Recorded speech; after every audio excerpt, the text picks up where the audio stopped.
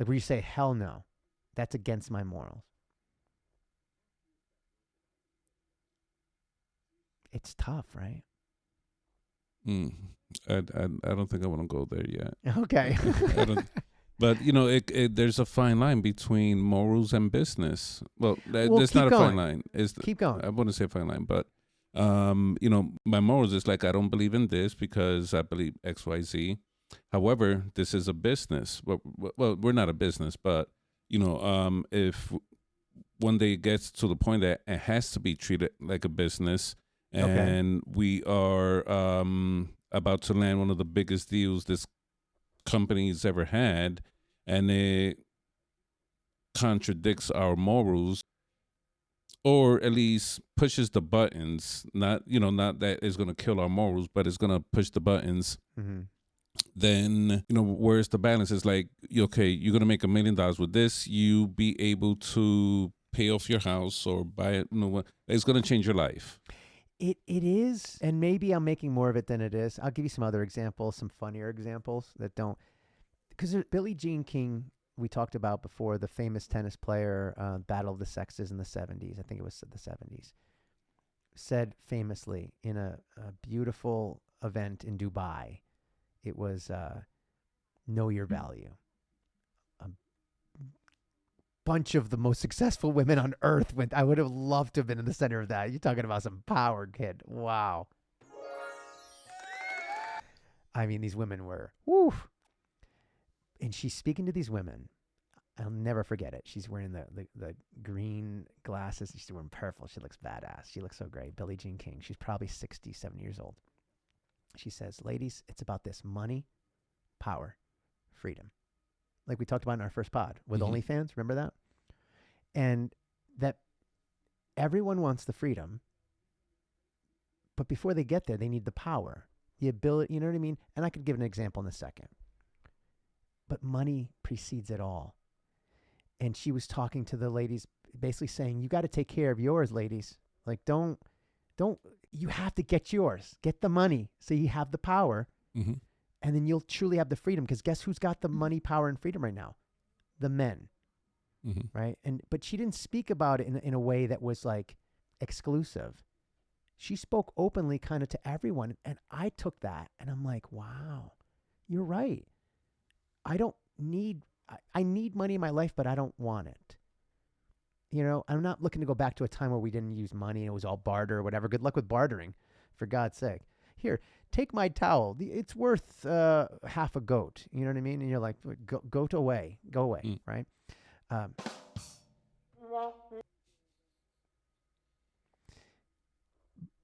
But going back to Ted DiBiase, everyone's got a price. How far are you going to go to get that power, kid?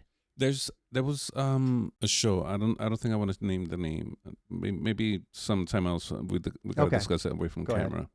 But it came down to a news anchor that was very popular because he didn't touch on the important issues. He just did movies, the things that were not important, and business was good. Like innocuous, yeah.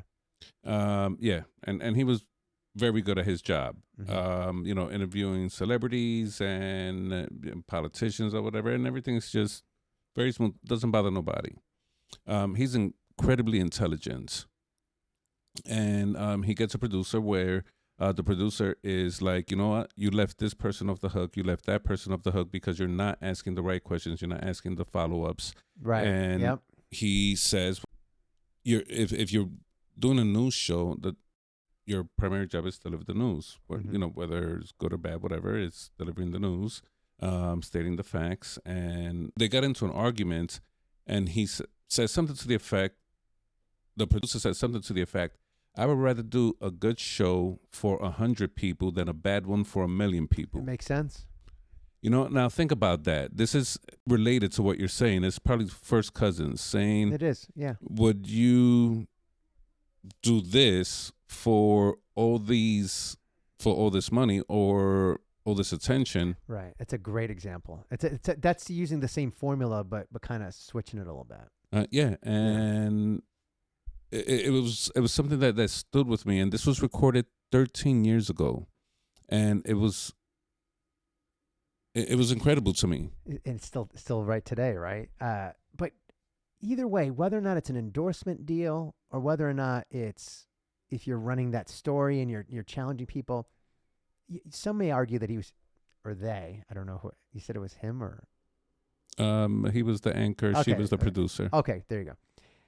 That it's easy not to ruffle feathers. It's an easy way to get by, Right. get your paycheck, blah, Right. blah, blah, right? Or it could be that didn't move the needle for them in their morals and ethics. They're fine with it. For me, though, there's some things where I'm like, no, I'm not going to let money get in the way of that. And that's why I like the idea of the sponsorships endorsements, because, and I have a funny one for you in a second. We'll end on funny for that segment. Like Ted DiBiase said, everyone's got a price. Part of me is like if I were to get on one knee for Coca-Cola, I'd be like, well, here's someone else that's got power over me. Even though the money would give me power to do things, Mm-hmm. it took someone that has power over me that they could buy me to do. Do you understand where I'm getting at? Mm-hmm. It's like their energy I'm still subservient to them because I needed their money to do something that I didn't want to do to get to power and freedom, whatever. And some might say, dude, what, you're overthinking this. Replace Coca-Cola with cigarettes, with vaping, like for kids, energy drinks, some of these fatty foods like Burger King or McDonald's. Let's say, Frank, what if McDonald's wants to be a sponsor or any fast food company? Now what? You might like, hey, Wendy's, hey, let's go.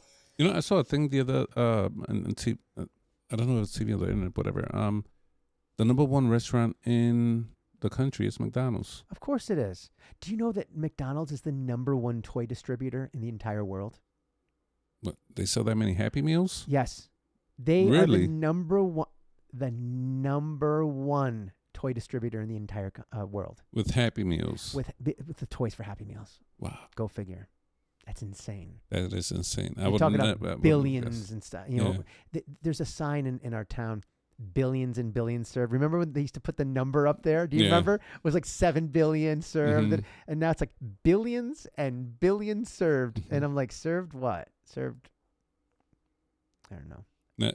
A stomach ache, a heartache. Very funny comedian. He said, "You remember when you was a kid and McDonald's was fun? It was Not great. anymore. Now it's a guilt trip." It's a guilt trip and you feel like crap because you're old.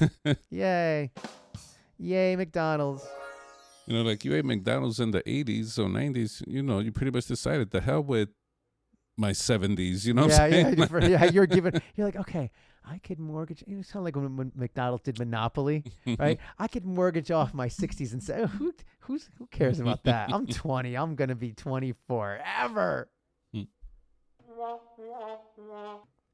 I'll be married forever. Yeah, too soon. So let's say McDonald's offers you, put a number there. Yeah, I don't care. Like, yeah, come on, McDonald's. You would do it.